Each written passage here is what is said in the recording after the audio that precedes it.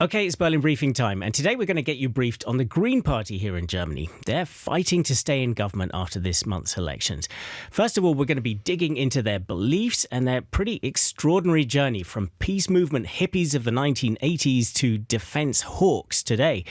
Then we'll talk about their candidate for chancellor, Robert Habeck, a man who's adored by some and a proper hate figure for others. And finally, we'll look ahead with some predictions of whether the Greens will make it back into power.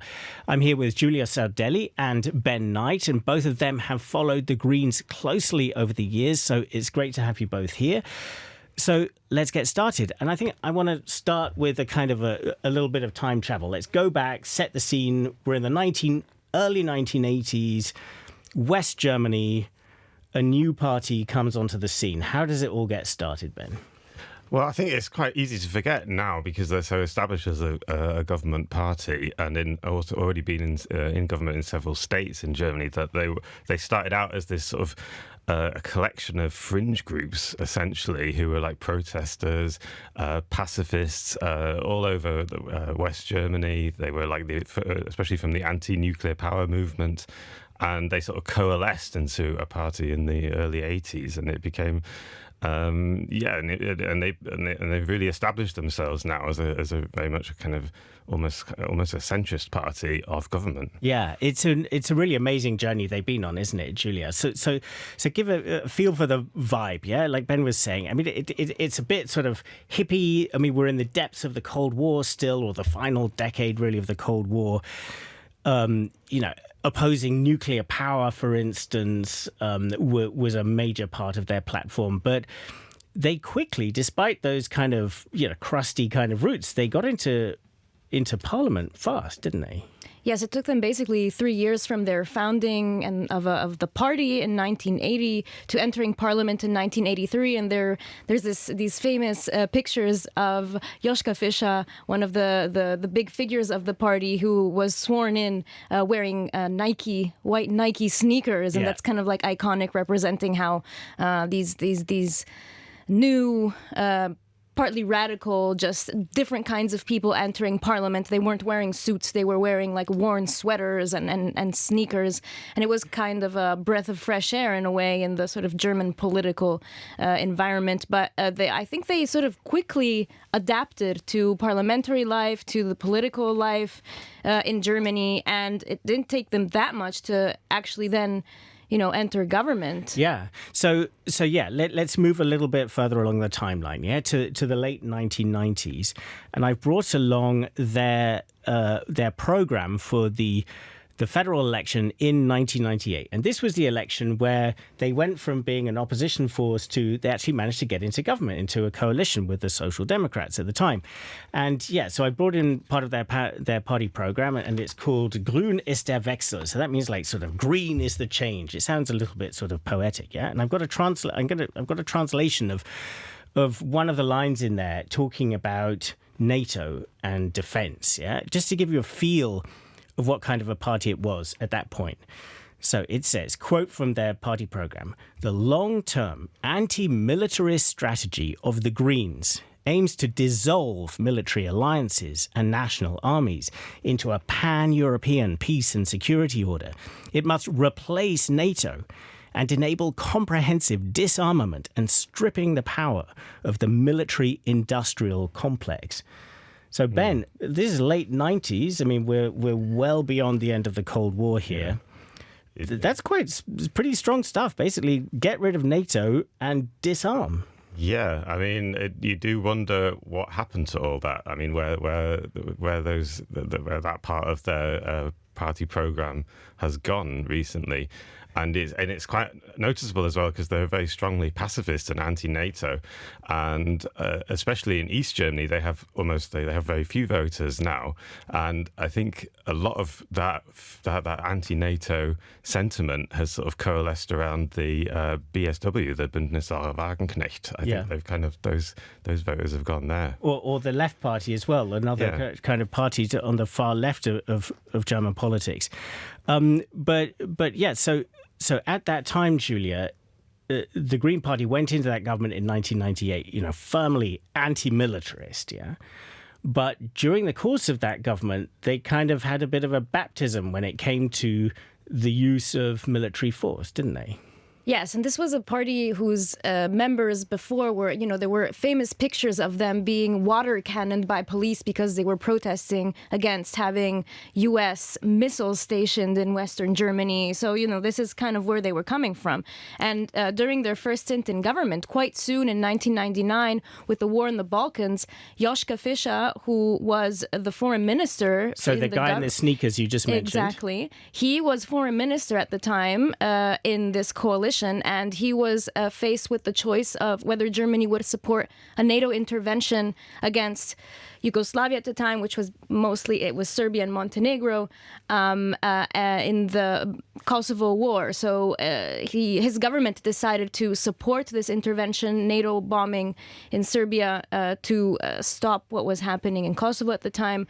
And he did end up getting the support of his party to go ahead with this. It was a very controversial party congress.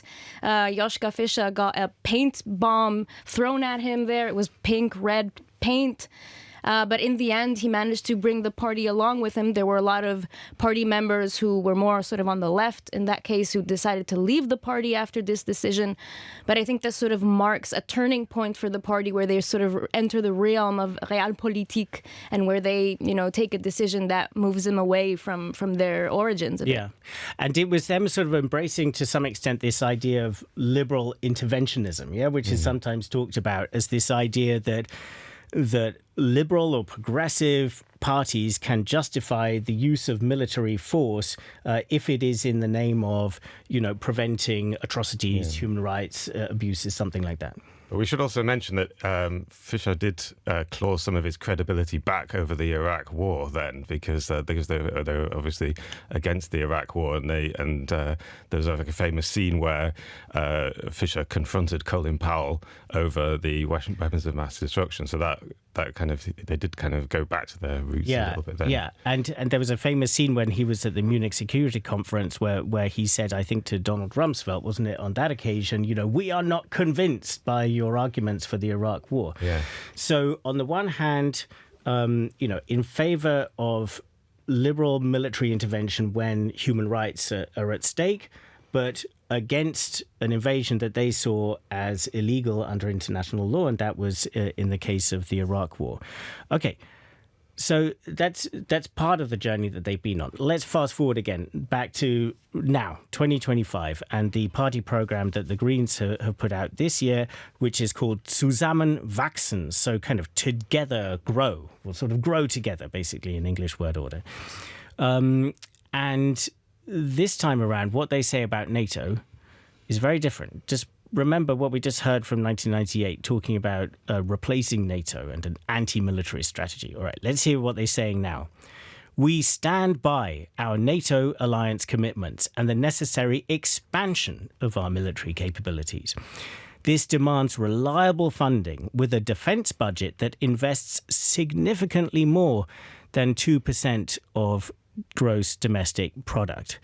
So we've gone from wanting to dismantle the military and dismantle NATO to strengthening NATO and increasing spending on defense. And in fact, Robert Habeck, their candidate for chancellor this time, said in an interview he's up for 3.5% of GDP military spending. Yeah, I think that all this also fits into the context of, why they are now pushing for strengthening the military, strengthening NATO, and it all sort of changed again with Russia's invasion of Ukraine. This is seen by the Greens as the biggest violation of international law that there is, violating the sovereignty of a sovereign state. And with the head of Russia, Vladimir Putin, currently seen as a dictator and someone who doesn't respect human rights. And these are values that are still very important for the Green Party. And so for them, it's also, on the one hand, the issue of defending sovereign state, Ukraine, democracy, but also stopping a leader that is seen as dictatorial, autocratic, and going against a lot of the values that the Greens stand for. Yeah. So from that point of view, the Greens would argue that this is absolutely coherent with previous positions. They went into the Balkans to protect people.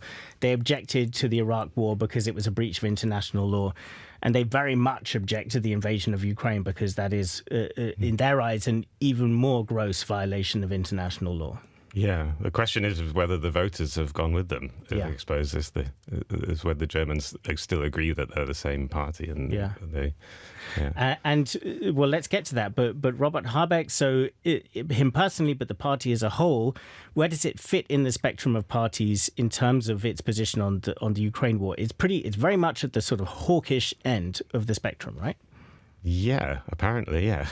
I mean, what's interesting is that because there always used to be within the Green Party a kind of division between what were called the realos and the fundis, as the realists and the fundamentalists. Yeah, realos and fundis, and this was this really was a kind of a division with the party that really overshadowed almost everything for the first couple of decades. Yeah. Yeah, and then whenever because they have this principle of always having two leaders, and it was always a man and a woman, and traditionally it was often one of the leaders was a realist and the other one was a more principled fundamentalist. And now I think with Baerbock and Habeck... Annalena Baerbock, we'll get to who she is in a minute. But now that they are... I think now they've kind of given up on that, and now everyone's a realo. Yeah. In the Grüne. So the realists have kind of taken over the party, yeah? So that's part of this journey they've been on. I want to bring in a soundbite from Robert Habeck, from the candidate for chancellor, where he draws a connection between Russia's invasion of Ukraine and Germany's relationship with China. And because in terms of perspective on China, the Greens have also been pretty hawkish. So let's listen to this in just 1 second. And the context is Habeck was in Delhi in India and speaking to our bureau chief at the time, Amrita Chima. And you will hear the sounds of a park in Delhi in the background. Due to Russia's unprecedented aggression war on Ukraine, we learned a painful lesson. Being dependent on only one country, in this case on energy matters, can be dangerous. And we have now to face that we have a strong dependency on goods from China. Also the trade market to China is very, very big. It's okay to have a big partnership with China. India also has one, but being dependent on one is not so good. So we're searching for new partners. Diversification is the key word. Yeah, diversification is the key word. So this has been a really big debate that's been kind of emerging over the last few years in Germany about whether the problems that it had with Russia, that it was excessively dependent on Russian fossil energy, could be replicated with its dependence on business ties with China, both as a country that it imports crucial things from and as a country that it exports huge amounts of cars to. And what would happen if China decided to attack Taiwan, which is a scenario that is considered, really quite credible. So, Giulia, walk us through their position on that. Yes, I think against it falls under the sort of umbrella of the Greens' values. Again, China is not a democratic state, and the Greens try to also lead with a value-based foreign policy, value-based policy. So they are, I think, trying to find a difficult balance between Germany's interests and economic interests and strategic interests and the values that they want to try to defend. And we've seen that the Greens and their foreign minister, Annalena Baerbock, but also their economy minister, Habeck, have been, trying to walk this line. The foreign ministry under Baerbock has also contributed to Germany's new China strategy that has been published during this current government, where a lot is based on seeing China as competition and a partner at the same time, but stressing more the competition factor. Yeah. And a lot of the hope and the work that they want to put into is trying to sort of de-risk from China. Yeah. It's a lot about de-risking. Yeah. And so they kind of follow this thinking that you often got from the Biden administration, that the world is kind of dividing between democracies and authoritarians, yeah? And that the Greens are very much on the side of the democracies. And Annalena Baerbock, the foreign minister, even did once refer to Xi Jinping, the Chinese president, as a dictator, didn't she? Which got an angry reaction from the Chinese. The Chinese certainly do not like the Green Party. Ben, where, how important is this to the current Green Party as we know it now? This kind of idea that we are kind of soldiers for democracy. Well, I think basically every German foreign minister or economy minister who travels to China is under a lot of pressure from domestically, and especially that even more so from the Greens, to at least say something about human rights, right? At least get a soundbite out while you're in a press conference saying, I talked to the president of China about human rights, and that's always like a part of the I think so. When Baerbock says things like that, I think it's very much from pressure from her own party and from the German public in a sort of to a lesser extent. Yeah. So let's go through some of the other issues, because we've been talking a lot about this kind of defence and framing and this sort of hawkishness of the party, but there are other issues where you don't see quite such a journey. For instance, climate change. Yeah, I mean, this has been a very crucial issue for a long time, dating back to the early days of when climate change kind of got onto the radar of the world. Yeah. Yes, and it started with the anti-nuclear power protests, and it continued. It's one of the few parties that regularly also addresses nature and the environment and protection of species and habitats. It's something that you don't necessarily always hear in debates and rallies. But yeah, climate, obviously they're called the Greens. Climate is one of their big topics. And in a way, they've moved away from the sort of hippie, we want degrowth, we don't want industry, big industry kind of vibe that you had at the beginning. And now they're more of a let's say, institutionalized party supporting basically green transformation. They want to transform the German economy and German industry in a way that allows it to be climate neutral, but also still strong and successful. Yeah. So I mean, and you see that in the party program, this title that they have, kind of grow together, so it's partly about kind of bringing society together, but it's also about economic growth, because the German economy has been suffering. So what's the economic angle on climate change that they have? Well, that we can kind of invest our way out of trouble, is the idea. I think that they really, and I think with Habeck especially, because he's also economy minister, that he's under a lot of pressure in this election campaign to show that he's in favour of growth, because the German economy isn't doing that well. And I think every time he gets interviewed and every time he gets analysed on TV, they say, "Oh, but what did he say about growth? What is he going to do to help the economy?" And I think that it's basically not realistic for the Green Party at the moment to still be talking about, we need to radically cut emissions by just shutting everything down. Like we have to sort of invest our way out of it. Yeah. And there's an angle of this that, they talk about needing to borrow money as well in order to invest in the kind of infrastructure that you need to go green, to fight climate change.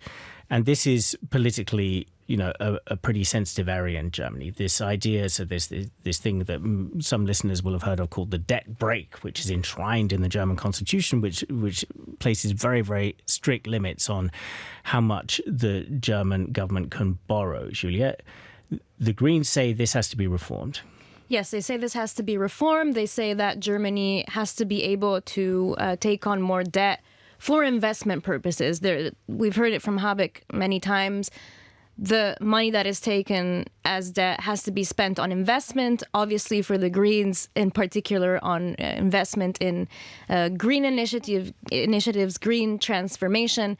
And we see it among the German public, it's pretty much split 50-50 almost between those who want a reform and those who want to, keep that debt brake going. But it is an issue where we've seen also openings from the Social Democrats for reform, in part also from the conservative CDU. So this is going to be a topic we're going to be discussing. I mean, the next government is going to have to deal with that probably in some way. Another issue that I want to talk about is migration, which is a very, very kind of present issue in this election campaign, Ben. The Greens have traditionally been one of the parties that's the most open to migration, but they have been kind of under political pressure to move to the right on that, Yeah, I mean, well, they already moved to the right in government, I think, if you ask me, because Scholz's government has become more and more draconian on immigration, and the Green Party kept voting for him. And now they've come up with this 8-point plan, which became a 10-point plan following the attack in Aschaffenburg, with Habeck doing a social media video where he kind of explained, yes, we're going to increase deportations. We're going to make sure that the arrest warrants will be carried out quicker. We're going to include, I believe, psychological tests in medical tests. So, when new immigrants arrive, that there will also be a psychological element to the test, so you can and this is, I think a lot of Green Party members have a big problem with this. I mean, this is in fact, there was an open letter I think they wrote quite recently where they were really criticising Habeck. So, we'll see. So were you referring to that attack in Aschaffenburg? There's been this spate of killings in Germany of murders where people who were meant to be deported from Germany, who had no right to be here, are the suspects in those incidents. And that has really put a hot flame under this election campaign about whether Germany needs to toughen its whole approach to migration. So let's wrap up this section on the positions of the Greens, Giulia. We've heard they've been on quite a journey, in terms of defence, also in terms of migration and some other areas. Have the Green voters kind of come with them or on that journey, or have they kind of moved into a slightly different section of society? Well, some have come along, some have left. We've spoken about the difference between the realos and the fundis. And I think the more realist voters, the more centrist voters have come along on this journey as the party has moved more towards the center. The more left-leaning, fundamentalist, value-based members have probably slowly left. But we can see from the polls that it looks like the Greens have managed to really cultivate and to maintain this base of a voter group that continues to support them while they stay in government, while they enter government. And it's actually quite stable of a group if you look at the polls. And this group is pretty urban, Ben, pretty prosperous. How would you characterize the average Green voter? I definitely living in big cities, definitely more academic, like what the Germans call academics, people who've been to university, I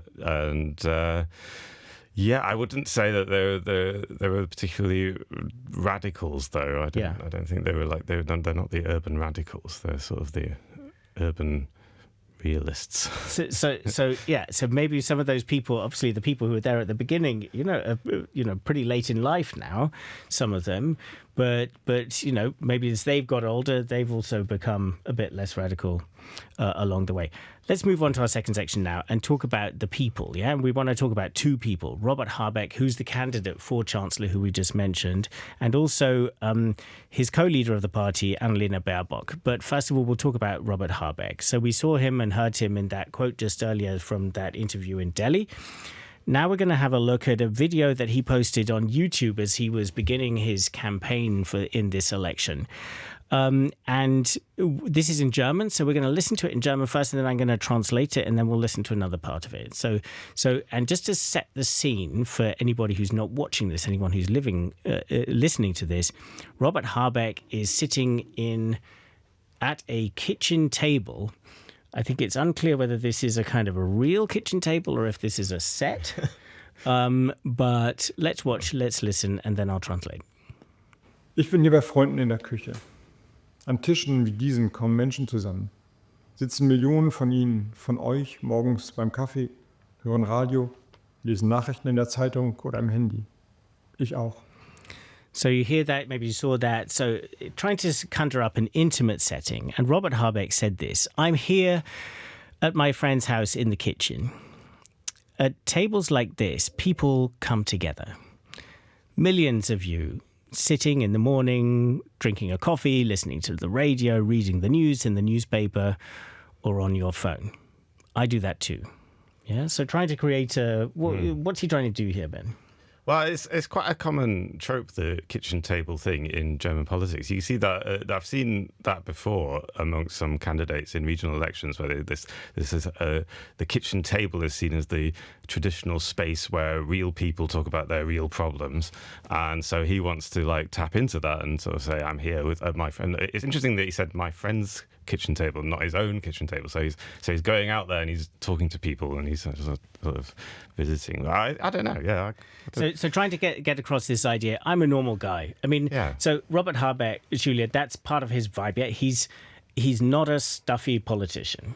No, he's not. I've traveled with him on some trips which he was on as an economy minister, and he carries his own bag, his own suitcase. He's kind of never really wears a tie unless he's speaking in the Bundestag. He's chill. He wants to give this chill vibe, and he's someone who likes to show that he likes to talk to the normal people. He likes to learn from the normal people, and this whole kitchen table, it's part of the Greens campaign right now, and it does match his personality, his vibe, his character, and it's something that the Greens had really pushed for in the beginning. It was like this big new thing that they were doing for that campaign, but it's kind of... I haven't seen any more of these videos coming from kitchen tables. Yeah, well, I think he has done a series of kitchen table kind of conversations where, and we can listen to one more soundbite where he asks people to invite him to their kitchen table. Let's just listen to that and I'll translate that too, just a short one. Vielleicht reden wir am Küchentisch. Ich finde es jedenfalls schön, Sie laden mich ein und wann immer die Zeit es zulässt, baue ich Küchentischgespräche in meinen Alltag ein. Maybe we could chat at the kitchen table, he said. I would like that. You could invite me, and whenever I have time, I will kind of do some kitchen table conversations in my schedule. So Ben, I mean, that actually happened. He did some of these, but they were they were filmed by the party. It was fairly sort of staged. I mean, did he achieve this sort of authenticity, approachability that he was aiming for, or did it turn some people off, do you think? Well, I don't know. I don't mind it. I don't know about other people. No, I think that the thing about him is that like a few years ago when this government started, he was seen as a really good communicator. I mean, we kind of forget this now, but up until sort of halfway through this government, he was seen as the guy who could explain the government's problems quite well. And I think that, and he has a background as a writer. Yeah. Yeah. So where does that come from? Well, he was I believe he was a translator. He wrote children's books with his wife. He wrote plays as well, and I think actually he's in a lot of ways he's a bit like the German Obama, because he also had these sort of literary pretensions. Yeah. And I think that he kind of wants to project this sort of sense of casual, cool, but also a bit intellectual. Yeah, so he's a bit intellectual, but children's books, not necessarily, totally highfalutin. Young adult books too. He does have a doctorate in philosophy, though. But he's got a doctorate in philosophy, and and he speaks Danish. Yes. He even speaks Danish because he comes from this very, very northern part of Germany, Schleswig-Holstein, so he lives pretty near the Danish border. Let's talk about his track record. Yeah. So Ben just mentioned, Giulia, that he had this reputation as a good communicator up until about halfway through the government. So what happened at that point? Well, first of all, the energy crisis. So Russia invades Ukraine, and Germany finds itself without any Russian gas at some point. The gas pipelines are stopped, and Germany was very dependent on this Russian gas, and Habeck had to scramble as economy and energy minister to find a solution to keep the country from freezing in the winter, basically. And it was a difficult time for Germany and for him too. They were sounding the alarm bells that we might actually freeze in the winter here in Germany. And I think that turnaround actually worked out pretty well. He managed to sign new contracts to build new LNG gas terminals. So they very, very rapidly built liquefied natural gas terminals that could accept the ships that bring this liquid gas, yeah? Yes, so in that sense, that worked out for him, I think. But it was a difficult time. People were scared. Energy prices spiked. So obviously that caused some dissatisfaction. And then came Habeck's heating law, which was a law that wanted to basically push people to install heat pumps instead of gas heating in their homes. And this is because they're more efficient, so for fighting climate change, yeah? Yes, exactly. But the way the law was written, the way it was introduced, it pretty much backfired. The acceptance of this new measure was really low.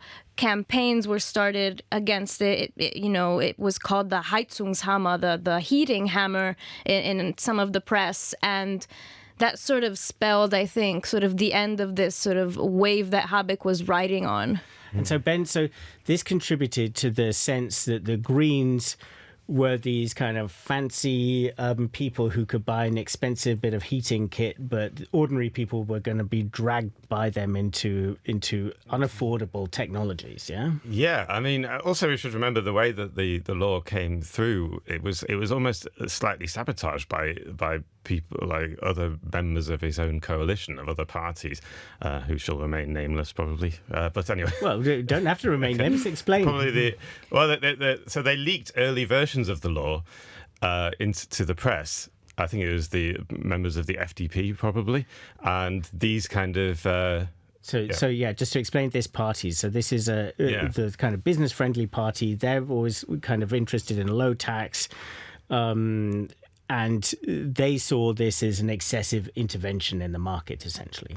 Yeah. So, and then he got really angry, and that was really the beginning of the end of the coalition in a way, because that was when there started being these cracks in this coalition because he felt that he'd been sabotaged and his law had been sabotaged by the FDP. Yeah.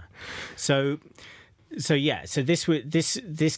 kind of caused a ruckus in the coalition. This started to contribute to a couple of things. This sense, as I was just saying, that the Greens were kind of like, they had their heads in the clouds. They were thinking about climate change while ordinary people just wanted to pay their bills, right, Giulia? Yeah. But also, this was part of the ideological kind of cracks that eventually blew the coalition apart.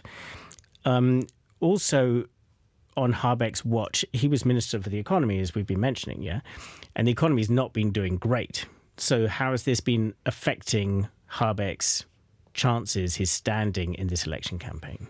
Well, obviously, it's giving his competitors food for basically, it's giving them arguments to say that Habeck hasn't been successful, that the economy is stagnating at best, and that his green policies and his also sort of push for state funding for transformation in the economy isn't the right recipe.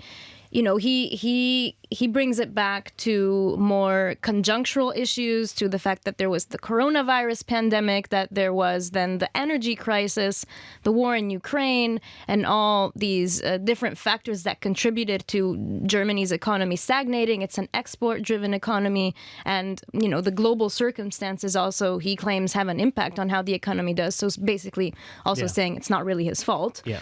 But this has given competitors like Friedrich Merz from the conservative CDU, weapons to use against him in campaigning. Yeah. Just the last thing before we move on to the last part of this, I wanted to talk about the other kind of really towering figure in the party, and that is Annalena Baerbock. We've mentioned her just briefly so far. She's been foreign minister during this government. She was candidate for chancellor in the last election. Yeah. So what's her relationship? What's the relationship like between Habeck and Baerbock? I mean, it's been a close relationship in some ways. There's been elements of rivalry in it, but it has, all in all, it seems to have been a pretty successful relationship for the Greens. Would you say that? Yeah, I mean, there's definitely, I think leading up to the last election in 2021, I think that they projected a sense of unity, but it was very clear that they both wanted to be the chancellor candidate last time. And there was a certain amount of tension when Habeck essentially agreed to let Baerbock be the candidate. as long as that he could be the candidate next time. I think there was like an unspoken agreement between them. So they're definitely both very ambitious. I mean, all top politicians are ambitious, but I think that there's quite a lot of more rivalry between them than it seems on the surface. And there's not really an ideological rift between them, Giulia. No, they are, as Ben mentioned earlier, two realos, so two sort of more centrist members of the party, and it was sort of like the first time when they were both together co-leaders of the party that there was two realos there. And I think, ideologically, in terms of their positions, they're quite unified. There were some issues, for example, even before the war in Ukraine started, Habeck had already said that he thought it was a good idea to deliver weapons to Ukraine. And this was when Annalena Baerbock was, not ready to go along with this position. And this was during the election campaign last year. And it caused some problems. So there have been some issues where they have disagreed, also in public. But they try to always put sort of like a friendly, happy face on their interactions, I would say. Okay, let's move now to the last part. Let's look ahead to the election coming up very soon. The polls, Ben, the Greens have been kind of in a range between 13 and 15%, which puts them in third or fourth place. Is that right? Yeah, they're sort of neck and neck with the SPD, with the Social Democrats. Yeah. I mean, it's going to be very interesting because I think as things stand, the CDU is going to have a choice with who they're going to do a coalition with, and you can sort of see them, everyone kind of vying for position in the negotiations afterwards. And I think that the migration plan, this 8-point plan that Habeck came up with, was seen by some as an overture towards Friedrich Merz and the Christian Democrats. Yeah. I mean, just before we talk a bit more in detail about coalitions, Giulia, do you think, how much scope do they have to climb beyond that 15% mark? I mean, if they, as Ben just mentioned, they're kind of, vying with the Social Democrats for fourth place. Do they have a chance of pulling further ahead of them, or is this probably as good as they're going to get? I think that around 15% represents that voter base that they have that is going to vote for the Greens no matter what. And it seems like from the polls this year, that's all they're going to get. In 2021, they were polling really high a couple of months before the elections, up to 25%, and they ended up with 14.8. And I think that's pretty much where they're going to land, and it's kind of exploiting the potential that they have right now. Yeah. So looking at potential coalitions, so Ben, you were just saying, so the CDU are going to be, so that's the Conservative Party. They're almost certainly going to be in first place, quite far ahead of the others. The AfD, the far-right party, coming in second, likely, but nobody wants to join a coalition with them. So it's really, for the Conservatives, it's either Social Democrats or the Greens. What would the Conservatives prefer, do you think?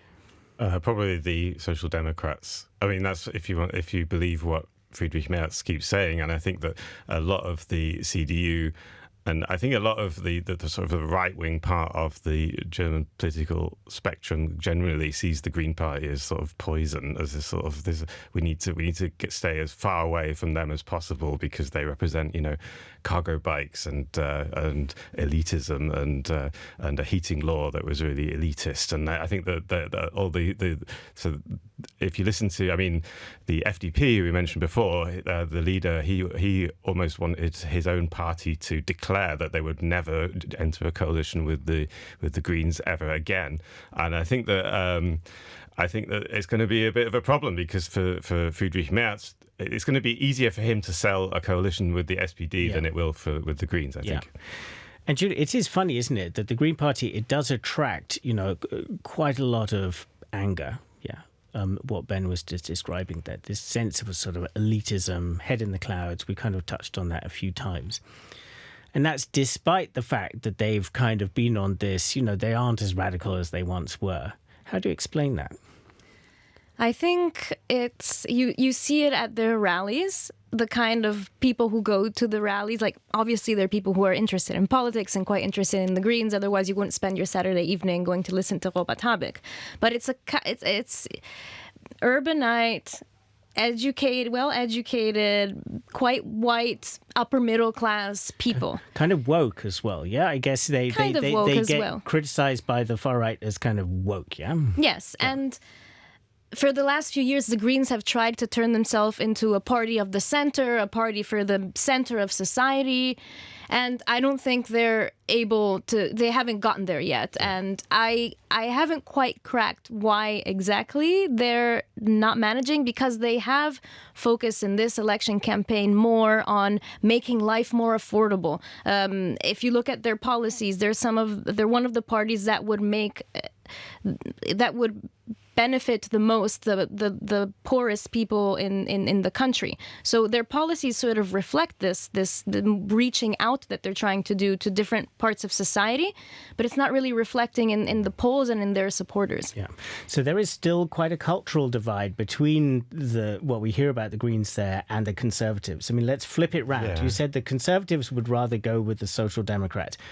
Would the Greens be totally happy to go with the Conservatives, which is pretty much the only option they would have? Well, I mean, slightly to contradict what I said before, they have been in government with the Conservatives in several German states, and on this regional level. Yeah, and there are definitely leading members of the CDU who are quite happy to go into coalition. Or there are sort of the sort of moderate, more moderate conservatives who who actually quite like the Greens. I think, especially in Robert Habeck's home state in Schleswig-Holstein, where they were in government, where he was in government with a conservative leader. Okay, let's end with a quick prediction from both of you. Start with you, Ben, and then come to you, Giulia.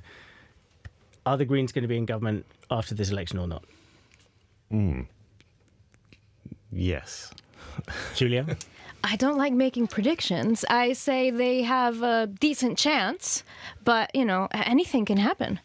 Anything can happen. It truly can. So I'm going to sidestep that prediction by just ending this podcast now and to say thank you very much for listening on any podcast provider or watching on YouTube. Do leave us a comment on YouTube if you're checking us out there.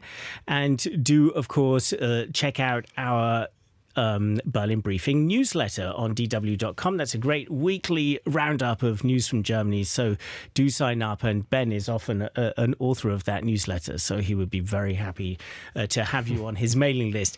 And I also want to mention that from the Munich Security Conference, we will have a couple of special episodes, so you will see some extra episodes coming up in your feed, so do check them out, because that is a very big moment here in Germany, and for all of the discussions about where the Ukraine war goes next.